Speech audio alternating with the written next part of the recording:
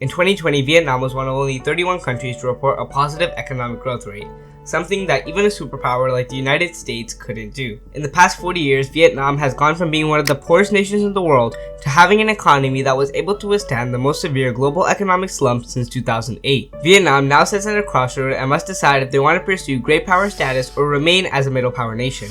Since the beginning of the century, Vietnam has made massive strides in quality of life, life expectancy, and has had major economic growth, with GDP per capita increasing 3.6 times in a short 20-year period. But does all this positive growth mean that Vietnam will be able to become a future great power?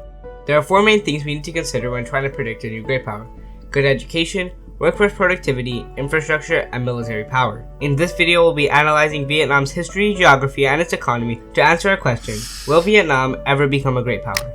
To understand how Vietnam got into the position it is in today, we have to look back at where they were in the 1970s. By the end of the Vietnam War, the economy and country were in ruin. They were plagued by a multitude of problems like small-scale production, low labor productivity, unemployment, as well as material and technological shortfalls, just to name a few. To put it simply, the country was in ruin. Many Vietnamese people at the time lived in poverty and couldn't afford food. The government knew that they needed to act fast, otherwise the country would collapse. In 1961, the government implemented the second 5-year plan. They proposed a very optimistic and ambitious plan that was meant to massively grow the economy and reunite the North and the South under communism. Allow me to put in perspective how unreachable the goals were for Vietnam at the time. The second 5-year plan had set the goal for national income to increase 13 to 14% per year. In 2021, China, which has one of the fastest growing economies in the world, had an economic growth rate of 8%. This goes to show that the Vietnamese government at the time was very impatient and optimistic about Vietnam's short-term success. Ultimately, this ambitious plan went ahead but was unable to gain much momentum as the annual goals were far too unreasonable. The government would go on to introduce the third 5-year plan, but it too did little to help recover the economy. Their saving grace came in 1986 when the government introduced Doi Moi. Doi Moi transitioned the country from a centralized economy to a quote socialist-oriented market. This meant that Vietnam would allow industries to open up to foreign investment. Foreign investment would help decrease unemployment, increase labor productivity, and allow the Vietnamese people access to more advanced technologies. The sudden influx of money also allowed for increased development and education rates in many areas. Education rates in particular drastically increased after the introduction of Doi Moi, as the government and parents now had more money to support their children's education. Compared to other countries, we can see that Vietnam punches way above its weight class, performing better than larger countries like Indonesia and Thailand. Today, Vietnam is almost unrecognizable to what it was just 40 years ago. Since 2000, Vietnam's annual GDP growth rate has averaged 6.17% and reached an all-time high of 8.48% in 2007. The reason foreign investors were so eager to start investing in Vietnam was primarily due to their geography. The northern and central parts of Vietnam are covered by a massive mountain range. These mountains help with defense against any foreign invaders, just ask the French or Chinese, who both struggled to break through.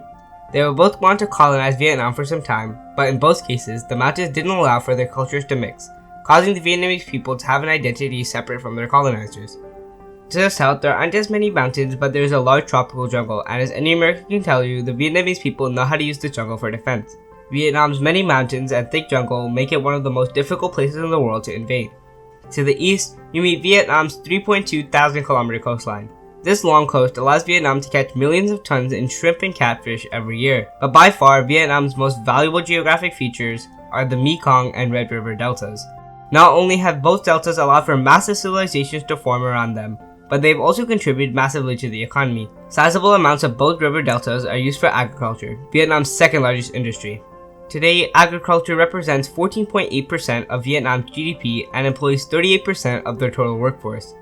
The main crops they grow and export include rice, coffee, cashew nuts, corn, peppers, sweet potatoes, peanuts, cotton, rubber, and tea, among others. But this geographic blessing has a catch. The fertility of the lands around the river have encouraged many Vietnamese people to set up farms away from the city. As a result, Vietnam's urbanization rate is an extremely low 30%. This has caused Vietnam to not be able to industrialize and grow as fast as other countries with high urbanization rates. Luckily, Vietnam's urbanization rate is on the rise due to their largest industry, manufacturing. The manufacturing industry alone accounts for 40% of the total economy. This is because Vietnam is located south of the factory of the world, China. As tensions with China and the West continue to rise, many companies are moving to cheaper and more neutral markets to produce their products. Such is the reality for Samsung, who produces 40% of their phones in Vietnam. Many other companies like Nike, Intel, North Face, and LG manufacture millions of products in Vietnam. So the next time you get a new shirt, check the tag. It was likely made in Vietnam, and the number of things being made in Vietnam is only set to increase. Companies are not the only ones who want to visit Vietnam. In 2019, they received over 18 million tourists. Many visit Vietnam for its stunning natural beauty and fascinating historical structures. Some of the top destinations for travelers include Ho Chi Minh City and Hanoi, the largest cities in the country. Up to this point, we have mainly focused on all the positive growth that Vietnam is having. But what are some obstacles that we'll have to overcome? As we move out of the pandemic and international trade starts to recover, Vietnam is expected to massively increase its exports to places like the US, the EU, and China. In particular, the Vietnamese government will be heavily focused on increasing trade with the United States. This is due to tensions with their northern neighbor China over territorial disputes in the mess called the South China Sea. Allow me to explain. Here is the Exclusive Economic Zone, or EEZ, of Vietnam. This is an area that only Vietnam can use for economic gain. As per the United Nations rules, a country can claim all the waters 322 kilometers or 200 nautical miles from their coast. Once we add the claims from all the other countries in Southeast Asia, we can see that things are already quite a mess. Well, along comes China to basically claim the entire sea. This sea is extremely valuable, and whoever controls it will be able to command the most important trade route in the world. Claims in the South China Sea, among other things, have caused the Vietnamese government to start improving relations with the West, primarily the United States, to help deter China from becoming more hostile.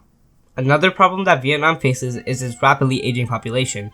It is projected that Vietnam will peak with a population of almost 110 million people by 2053, and will slowly start to decline from there, resulting in the population going down to about 97.3 million by the end of the century.